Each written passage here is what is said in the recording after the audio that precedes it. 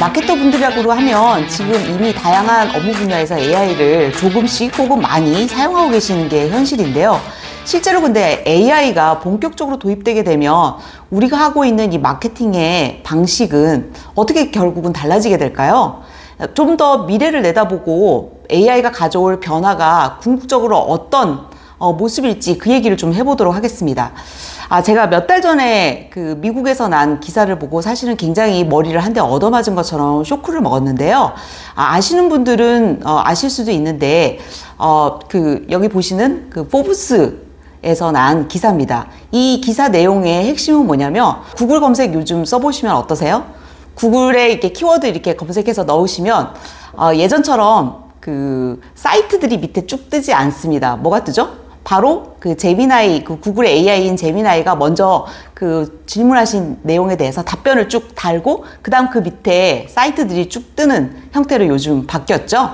근데 한국이 이렇게 바뀐 거보다 이제 미국에서 더 빨리 바뀌었고, 또 미국은 검색 엔진 자체가 구글을 중심으로 되어 있기 때문에 현재 그 구글 검색을 중심으로 해서 디지털 마케팅을 하고 있는 많은 미국 기업들이 이 큰 변화에 대해서 지금 굉장히 당혹해하고 있습니다.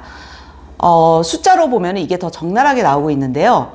구글 검색량의 60%가 넘는 양이 이제 더 이상 사이트로 랜딩이 안 된다는 거예요. 그러니까 전체 구글 검색량의 과거 대비 60%가 AI가 친절하게 답변해주는 그 답변에 고객이 충분히 답변을 찾아서 스크롤 다운해서 밑에 사이트로 내려가지 않는다는 거죠. 자, 결국은 우리가 검색을 해서 우리 사이트로 오게 해서 제품을 판매하는 그 고객 여정의 핵심 경로가 굉장히 크게 달라지고 있는 시점이라는 겁니다. 그러면 이런 변화가 왜 한국에서는 아직 체감되고 있지 않은 걸까요? 그거는 우리 검색 엔진으로 많이 쓰고 있는 네이버가 아직은 구글처럼 AI 중심으로 작동되고 있지 않기 때문이라는 단순한 이유 때문입니다. 결국은 미국의 그 구글처럼 네이버도 AI를 탑재하면서 따라가게 되는 그런 양상을 우리가 예상해 볼 수 있는데, 그렇게 되기까지 한 6개월에서 1년 정도의 시간이 걸릴 걸로 예상이 되고요. 그렇기 때문에 미국에서 지금 일어나고 있는 이 변화가 좀 더 발빠르게 미래를 준비하고 싶은 마케터들한테는 굉장히 중요한 시사점이 있을 것으로 생각됩니다. 자, 그러면 AI를 중심으로 해서 구글 혹은 궁극적으로 한국에서도 네이버가 그렇게 작동되는 그런 디지털 마케팅 운영 방식으로 바뀌게 될 경우에 우리의 브랜드 운영 혹은 마케팅 방식은 결국 어떻게 바뀌게 되는 걸까요? 여기서 변화는 핵심적으로 4가지 포인트로 압축해서 설명해 볼 수 있겠습니다. 자, 첫 번째는 검색 랭킹 탑5 안에 들어야 하는 게임이 됐다라는 겁니다. 자, 기존 같은 경우는 키워드 검색 중심으로 해서 검색에 그 쉐어를 올리는 여러 가지 마케팅 활동들을 광고를 포함해서 했었다고 하면, 그래서 이제 그 검색 그 키워드 랭킹 한 10위 혹은 20위 안에 들어도 충분히 클릭이 되는 그런 양상이었다고 하면, 지금부터는 AI가 그걸 종합적으로 정리해서 답변을 이미 하기 때문에 고객이 밑으로 스크롤을 하지도 않고, 그 다음에 하더라도 이제 조금만 하기 때문에 거의 탑5 안에 랭킹이 들어가야 사이트로 랜딩이 되는 그런 비중이 올라가는, 그래서 더 경쟁이 치열해지는 그런 양상이 될 것으로 예상이 됩니다. 자, 두 번째 임플리케이션은 바로 텍스트 퍼스트 전략을 고민해 보셔야 된다는 겁니다.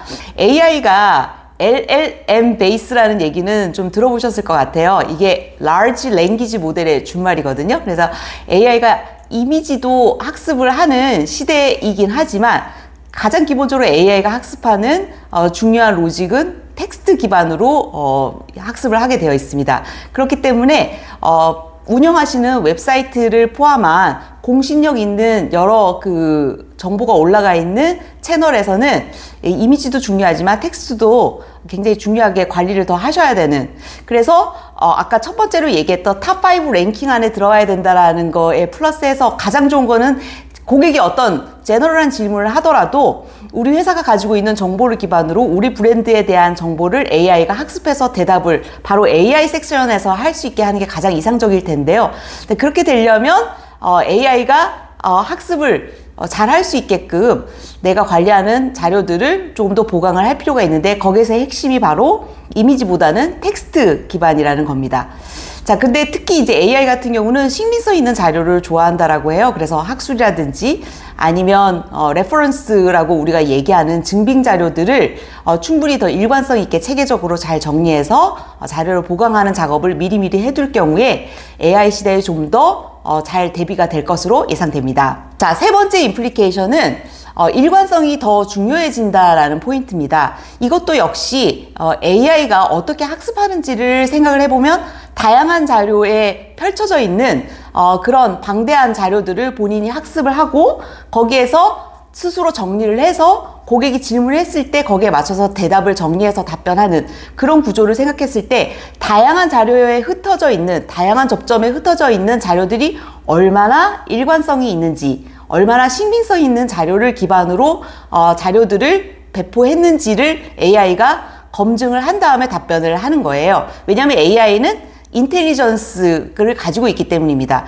그래서 단순히 자료를 많이 뿌리는 것보다는 자료 자체의 퀄리티 검증을 하고, 그리고 모든 그런 그 소스들의 좀 일관성 있는 그런 정보들을 심는 것이 굉장히 중요해질 것으로 보입니다.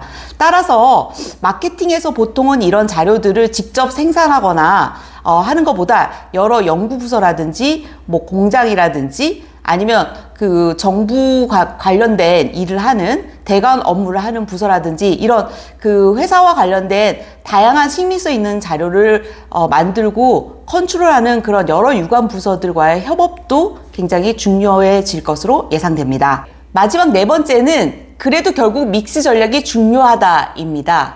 자, 첫 번째, 두 번째, 세 번째의 포인트를 듣게 되면 AI로 인해서 마케팅 분야가 더 업무 난이도가 올라가는 것을 우리가 쉽게 예상해 볼 수 있는데요. 그럼에도 불구하고 돈도 없고 아직 브랜드 파워도 별로 없는 그런 열악한 상황 속에서도, 그래서 AI가 검색을 했을 때 탑5 안에 아직 들 수 없는 그런 열악한 상황에 있는 브랜드라고 하더라도 결국 살아남는 방법을 고민할 수밖에 없는데요. 그렇기 때문에 AI 중심의 검색에만 의존하지 말고 다양한 채널을 통해서 자기만의 그 인지도와 프레젠스를 만드는 것이 굉장히 중요할 것으로 보입니다. 그래서 검색 엔진을 최적화하는 것도 계속 신경을 써야겠지만 SNS와 같은 여러 소셜 채널을 통해서 고객들하고 직접 소통하는 그런 활동도 계속 하는 것이 중요할 것으로 생각됩니다.